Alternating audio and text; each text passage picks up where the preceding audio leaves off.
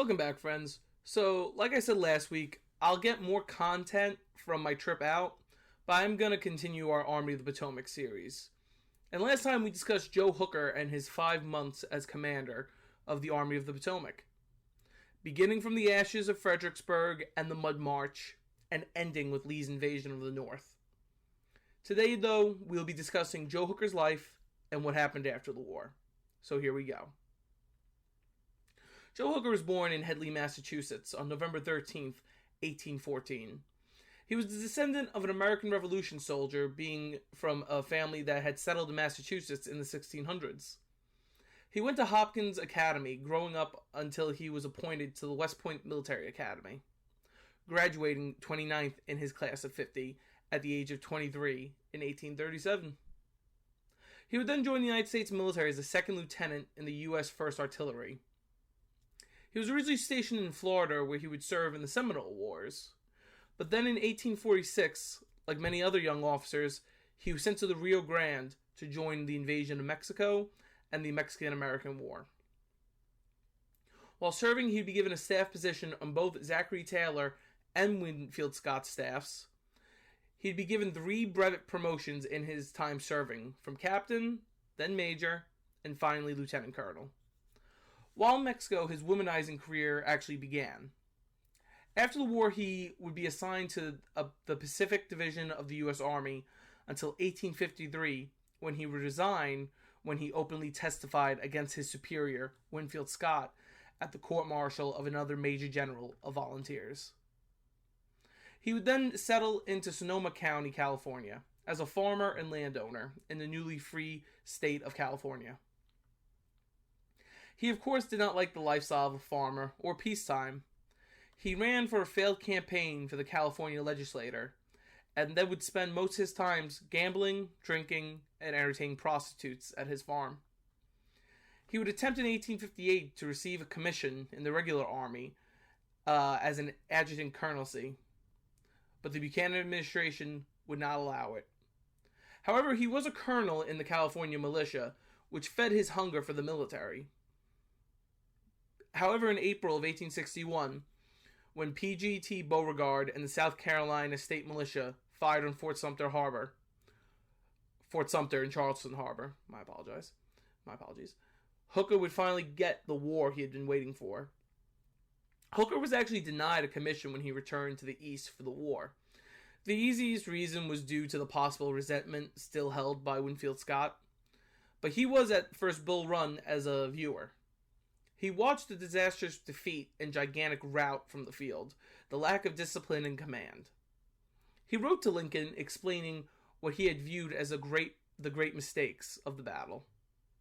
Following this in 1861, he was given command of brigades and then a division protecting the capital, where he would remain until McClellan's reorganization of the armies.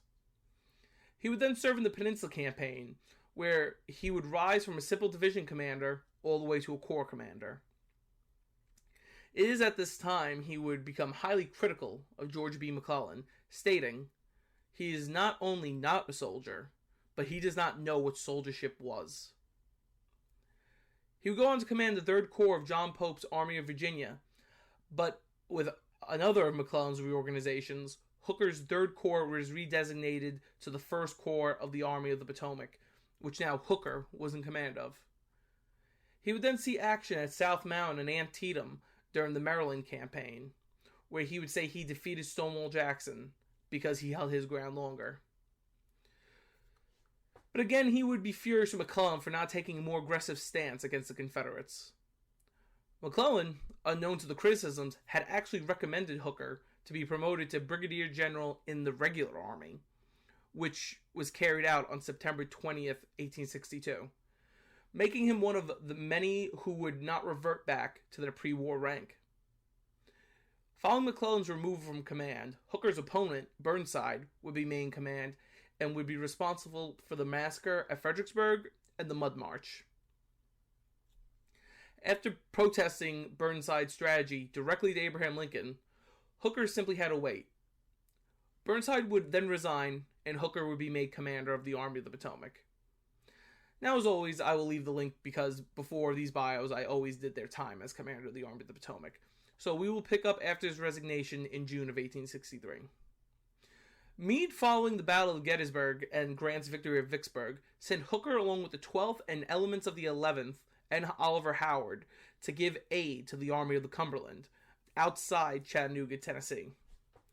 He would go on to show his true nickname, Fighting Joe, once again at the Battle of Lookout Mountain, where he commanded 12,000 men, defeating Carter Stevenson's elements of the Army of the Tennessee. This would cause a federal breakthrough on the Southerners' southern flank, which now had Hooker's forces come down behind the sieging Confederates, making them withdraw to Chickamauga. This would help hand victory to Ulysses S. Grant, George Thomas, and William T. Sherman at the Battle of Chattanooga.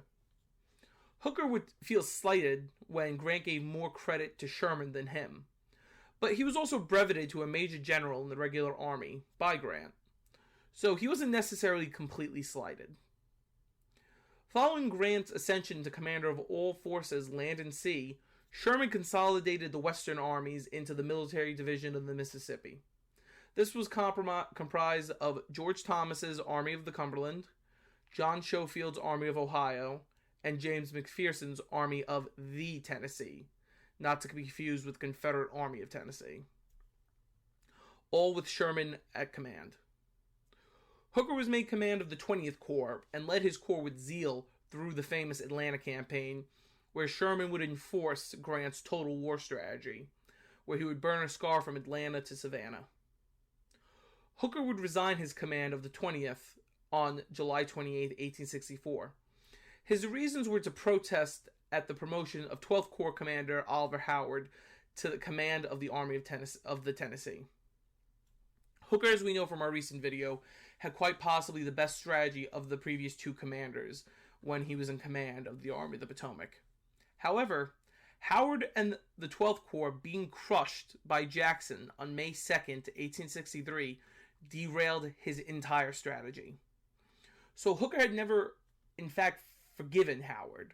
So what he had viewed as the reasons he was defeated so badly at the Battle of Chancellorsville. So he resigned in protest to General Sherman's decision. Now, there's reports that President Lincoln, on some level, agreed with Hooker, and not only agreed, but insisted Hooker be given command of the Army of the Tennessee. Now, it's not very much recorded if Sherman disliked Hooker. He did think he was a competent corps commander, but he had early in the war said the idea of Hooker commanding 100,000 men worried him. So, when the president reportedly tried to encourage the switch from Howard to Hooker, Sherman then said he would resign if the president continued to interfere. The subject was then dropped entirely, and Hooker would be transferred to command of the Department of the North, which included Michigan, Ohio, Indiana, and Illinois. He was stationed in Cincinnati, Ohio, where he finally ended his playboy lifestyle when he married Olivia Groesbeck, the sister of Congressman William Groesbeck. He would remain in this post until the end of the war. On April 14th, 1865, sadly, President Lincoln was assassinated. Grant recalled Hooker to Washington, where he was assigned to lead the procession of the president's funeral. Even with his crushing defeat at Chancellorsville, Lincoln, though he did not agree with Hooker's debauchery, but he did respect Hooker as a commander, and that Lincoln did not want Hooker to have the same outcome as McClellan. So it was very somber for Hooker, who had gained a lot of respect for Lincoln. After the ceremony, when the country was divided into military districts, he was put in command of the Department of the East, which included New York, New Jersey, and the New England states, from June 27, 1865 to August 1866. And then he would be assigned to the Department of the Lakes, which comprised of the Midwestern states that border the Great Lakes, from August 23, 1866 to June 1st, 1867. However, peacetime, the second time, was not fruitful for the aging man. His wild man lifestyle finally caught up with him. He'd become very sickly and ill, even suffering strokes, which rendered him partially paralyzed. He mustered out the post-war volunteer army in 1866. 2 years later, in 1868, he resigned his regular army commission. his final rank being Major General in the regular army. He would then settle in for his retirement at 58 and travel the nation with Olivia. In October of 1879, he and Olivia were visiting Garden City, New York. On the 31st of October, 1879, Fighting Joe Hooker finally died from complications of his previous strokes. His body was moved back to Ohio and buried in Spring Grove Cemetery in Cincinnati, where he remains today, buried with his wife. Joseph Hooker was many things. He was a fighter, a womanizer, and a drinker. But he was also evidence that even great men have flaws. DeBailey had Howard's corps not collapsed at Chancellorsville, and Hooker able to, he could have possibly taken Richmond and saved the U.S. from 2 years of bloody war. He is memorialized in an equestrian statue in front of the Massachusetts State House in Boston, because even though he had spent the majority of his life in Ohio and the West, he was always a Massachusetts man. Thanks for watching, friends. I actually learned a lot. I hope you all did too. Hooker actually wound up being a very fascinating character from the war, for me at least. I didn't know all that. I hope you all enjoyed. If you are a new viewer, I ask you please subscribe. I have a new video up every day, except Saturdays and Sundays, and I would greatly appreciate a like. Comment so we can continue our lessons in history. Thanks for joining, and we'll see you real soon.